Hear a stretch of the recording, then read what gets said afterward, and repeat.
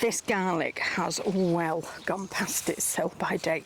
It's succumbed really badly to rust, and it's been in probably a bit longer than it should have been, because if you look at this garlic leaf is pretty much dead. So we'll see what's in it. I'm not 100% sure, but we'll have a go at it. It's actually interplanted with, I think those are cauliflowers, and there is the odd carrot that is still there from when I had carrots in here before, and I mustn't have got them all up. So we'll just loosen the soil around some of the garlic and see what we get. I tend to just loosen it and then see if I can get it up. You can dig it up obviously if you want to. Oh no, that neck is completely gone. So let's just have a look and see. I think it's a reasonable size though. Now I am going to have to go and get something a bit more substantial, but let's have a look, let's see. Okay, so what we've actually got is almost a mono bulb. If you look at it, it's a singular bulb, and that means that it's not had enough frost to actually split into lots of little cloves. It's still perfectly okay, and great thing about it is no disease other than the neck snapped off, which is not a good look. But I'll still be able to use it, I'll still be able to cook with it, so that's really good. I actually plant my, just pull up this weed out of the way. I actually plant my garlic quite deep, because if you look there, it's almost a hand's deep, and I think I get bigger bulbs. The only problem is that being that deep in our climate, which never gets hard frost, never, I never come out and find ice on the pond or anything like that, it doesn't split into those cloves very often, and planting it deeper means it's even more protected from kind of frost and that. So it's a bit of a kind of, you win some, you lose some, and I'll just put that back down there. That's perfectly fine. Do a bit of weeding as I go. I tend to be the sort of person that when I'm planting something or harvesting something, I tend to snick the weeds out then. I don't get worried about it, and nobody should be worried about it. If you've got a few weeds in your garden, so what? Right, let's see if we can be a bit more successful with this, trying desperately not to kill the cauliflower. That's a bit of grass. This is our bugbear here, grass, this grass. You cannot get rid of it, dreadful stuff, but you can just work with it. So I'll just dig underneath this guy to let him, loosen him up a bit. Let's see what we can get. I mean, they're a decent size. I'm pleased about that. They're just not split, because that's a mono bulb as well. Can you see how it's just one bulb? They don't store that well, but actually what I can do with these is I can just process them. That's usually what I do. If they end up like that, I just process them. And right, what else have we got? A little bit of weeding as we go around. Trying not to destroy the cauliflower if we possibly can help it. The reason we get quite a few of these little weeds is because it's actually homemade compost, and I don't hot compost, it's just cold compost that takes like 12 months or something, and so it does have weed seeds in it. Do I panic about it? Absolutely not. Do I kill a cauliflower? Absolutely. But the great thing about cauliflowers are, mound him up and he'll be quite happy, unless I pull him up with this grass or something. Yep.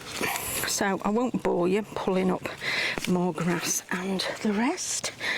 I'll just pull up a little bit more, and then I'll see you at the end to see what we got.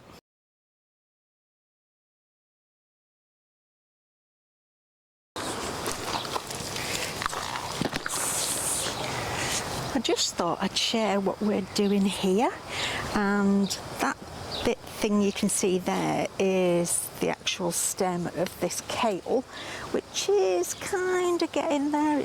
It'll bolt soon because it's a bit too hot for it, and we'll just strip that off quite happily and have that for tea. You can see I've actually snicked off the flower already, so we can just pull that up quite nicely. I sometimes leave the roots in if they're really strong, which this one is, so I'll try and snap him. Oh, no, I don't need to snap him, hang on. I have a lanyard with a knife on. I kept saying to my husband, I keep putting my knife down and forgetting where it is, and it has a hook on it, and so he gave me a lanyard to click it on every time I've finished with it. So we'll give it a go. I'll pull that weed out while we're there. We love weeding while we're actually doing a bit of work. I don't especially weed, I must admit. A bit of grass as well, our favourite. And we'll see if we can cut him off at the bottom. Ooh, maybe not. He is a monster. Might just have to try and twist. And I'll just cook these leaves and we'll be quite happy. Yay! Can have that for tea. Clip my knife back on my lanyard. Thanks, Derby. Really appreciate that. And what I'm going to do in this corner here is I'm actually going to plant a dahlia. It's a cafe au lait, and that's one of those big kind of giant dahlias. And I don't have an issue with having flowers in the actual beds because I think it attracts pollinators and things like that, which are great. Although the cafe au lait is a big dinner plate type with those fancy kind of leaves, and they're not the best for pollinators, but they still attract them to the area because they come trying to get something out of them, and even if they don't, they're still in the area. I'm planting it quite closely to some of these plants that'll be going. These are broad beans and it's way too hot for them. They will flower any minute, and I'm not bothered about that because both of us have decided we actually don't really like broad beans that much, so I have no issue with the fact that they'll probably be coming out as well soon, and there'll be plenty of space for the dahlia. So most of my raised beds have a plant somewhere in a corner. I stick it in a corner so it's not in the way, mainly because it attracts pollinators and that's a good idea.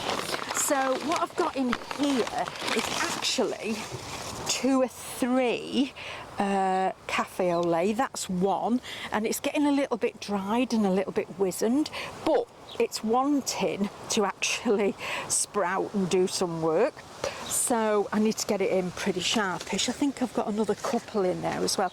I actually got them because they were half price, and I sent away from them from the bulb place that's up in the North Island, and I got them at half price, so I don't have an issue if they don't do fantastic in the first year, but that's why they're a little bit dried out, I think. So I'm going to plant him in, not too deep, you don't have to go really deep, but I'm just going to cover him over with that nice compost cum horse poo mixture, and I'll give him he'll get a good watering. I'll give him a good watering anyway, because we're going to water all these beds this evening because it's not rained here for a few days.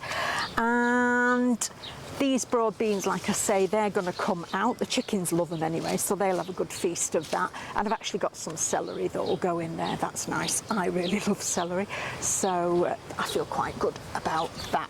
But yeah, a couple more cafe au lait to plant and it's a good day. So we can't go anywhere without showing you the fantastic cabbage. It was marvellous. It was my pride and joy. You can see how big it was. I was going to pick it. I took the outer leaves off and gave it to the chickens in their chicken run, and then left the door to the chicken run open so they could come out and have a scratch in this part of the garden, and completely forgot that their favourite part, my big cabbage, was there to be eaten.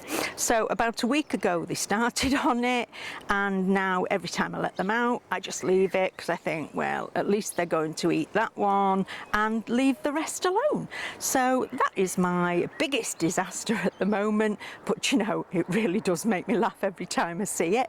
It would be no good now anyway, because I'll just zoom in and show you. You can see it started to kind of flower in the centre, it's kind of opening up, so it'd be no good for us to eat. Somebody did say you could just take the other half of it and eat it, but it hasn't, because it's blown now, it's been left in for too long. But the chickens are loving it.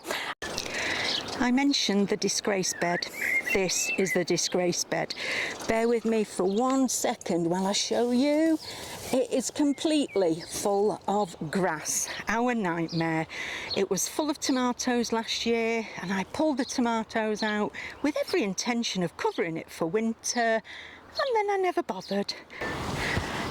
He's a good boy. So that's the end of another sunny day in the garden. Hopefully this weather will hold out for a bit, and I'm sorry for you guys that are in the northern hemisphere in the UK. My friends keep telling me how bad the storms are, so I hope everybody is okay.